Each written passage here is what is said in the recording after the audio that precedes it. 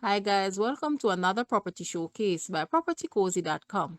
We have here a beautiful Georgian style sustainable home nestled in the exclusive gated community of Highlands Spring Farm. It is fully solar powered with a water harvesting system. The main entry incorporates Roman architecture, a trio of stone columns situated on either side create a sense of grandeur. Vertical lines draws the eyes through the entryway and foyer to double panel doors, which opens into a cozy back patio overlooking an array of tropical fruit trees. All ensuite bedrooms boast gorgeous tray ceiling dotted with recessed lighting, creating a well-lit interior throughout. Task lighting is incorporated in the kitchen design through the use of a low-hanging pendant fixture. Glossy white moldings frame the walls of each room. The land area of this house is 34,670 square feet. Guys, let's take a look at this house and please watch the entire video for more details at the end.